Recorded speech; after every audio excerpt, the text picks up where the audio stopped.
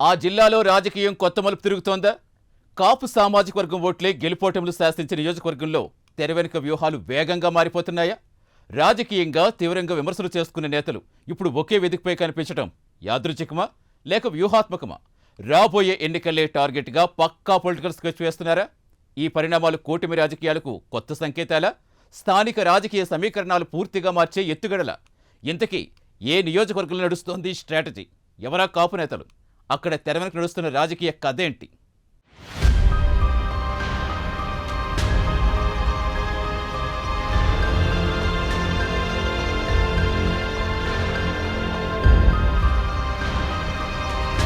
ఆంధ్రప్రదేశ్ రాజకీయాల్లో కాపు సామాజిక వర్గ ప్రభావం అత్యధికంగా కనిపించే నియోజకవర్గాల్లో పశ్చిమ గోదావరి జిల్లా నరసాపురం ఒకటి.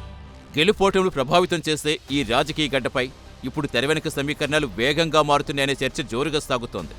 మాజీ మంత్రి, రాష్ట్ర కాపు కార్పొరేషన్ చైర్మన్ కొత్తపల్లి సుబ్బారాయుడు, మాజీ ఎమ్మెల్యే బండారు మాధవనాయుడు, కొవ్వలి ఫౌండేషన్ అధినేత కొవ్వలి యతిరాజు రామ్మోహన్ నాయుడు, ఉమ్మడి పశ్చిమ గోదావరి జిల్లా డీసీఎంఎస్ చైర్మన్ చాగంటి మురళీకృష్ణ, ఈ నలుగురు నేతలు ఒకే లక్ష్యంతో అడుగులు వేస్తారనే ప్రచారం రాజకీయ వర్గాల్లో హాట్ టాపిక్గా మారింది.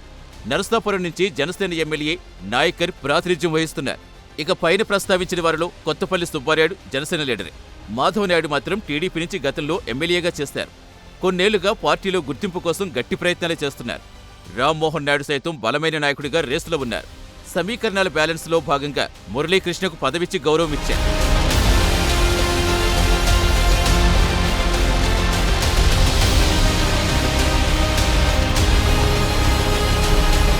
గ్రౌండ్ లెవెల్లో కూటమి బలాన్ని మరింత పటిష్టం చేయడమే ప్రధాన అజెండాగా ప్రతి గ్రామం, ప్రతి వార్డు స్థాయిలో కేడర్ను ఏకతాటిపైకి తీసుకొచ్చే కార్యాచరణకు ఆ నలుగురు శ్రీకారం చుట్టినట్టుగా సమాచారం. కేడర్లో కొత్త ఉత్సాహం నింపే ప్రయత్నాలు వేగం పుంజుకున్నాయని చెబుతున్నారు రాజకీయ విశ్లేషకులు.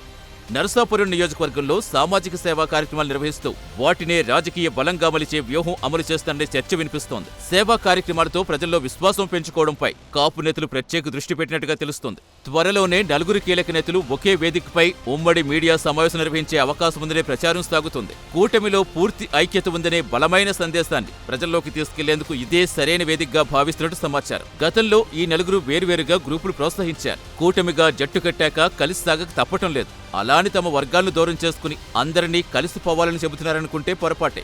ఇప్పటినుంచే ప్రయత్నాలు చేస్తే వర్గం పెరుగుతుంది. అధిష్టానం దృష్టిలో పడతామనే ప్లాన్ బి కూడా ఉందని చెవులు కొరుక్కుంటున్న పరిస్థితి. ప్రస్తుతానికైతే ఆ ఫీలింగ్ బయటపడకుండా మేం బరంపురం అన్నట్టుగా చేతులు కల్పిస్తారు. వేదికలపై ఎకఎకలు పక్కపక్కలు చాలానే కనిపిస్తున్నాయి. వీళ్ల ఐక్యత రాగం చూసి నరసాపురం జనాలు సైతం ఓయ్ మనోళ్ళు కలిసిపోయారే అని కనుబొమ్మలు పైకి ఎగరేసి నవ్వులు పూయిస్తున్నారట.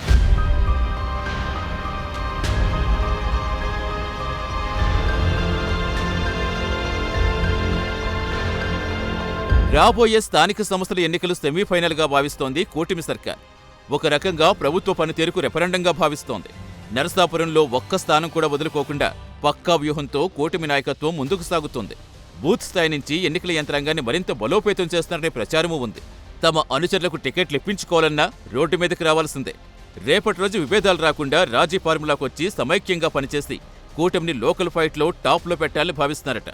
మనసులో ఏమున్నా ఇదే విధంగా ఐక్యంగా పోరాటం చేస్తే వైరి పక్షానికి ఛాన్స్ దక్కదని ప్రజలు కూడా అభిప్రాయపడుతున్న పరిస్థితి. రాజకీయ ప్రత్యర్థుల ప్రచారానికి ప్రచారంతోటే కాదు, క్షేత్రస్థాయిలో బలం నిరూపిస్తూ సమాధానం చెప్పాలనే లక్ష్యంతో కూటమి నేతలు పనిచేస్తున్నారట.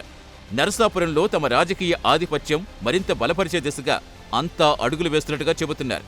అయితే ఈ కొత్త సమీకరణాలు స్థానిక రాజకీయాలపై ఎలాంటి ప్రభావం చూపించబోతున్నాయి? కూటమి వ్యూహం ఫలిస్తుందా లేక ప్రతిపక్షం కొత్త ఎత్తుగడ్లతో కౌంటర్ ఇవ్వబోతుందా? ఈ అంశాలపైనే ఇప్పుడు ఉత్కంఠ కనిపిస్తుంది. నిప్పు లేనిదే పొగరాదన్నట్టుగా సాగుతున్న రాజకీయ ప్రచారం మధ్య నరసాపురం రాజకీయాలు రోజురోజుకు మరింత వేడెక్కుతున్నాయి.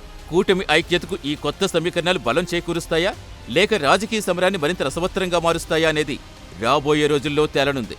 ప్రస్తుతం మాత్రం నరసాపురం రాజకీయాలపై జిల్లా వ్యాప్తంగా ఆసక్తికర చర్చ అయితే కొనసాగుతుంది.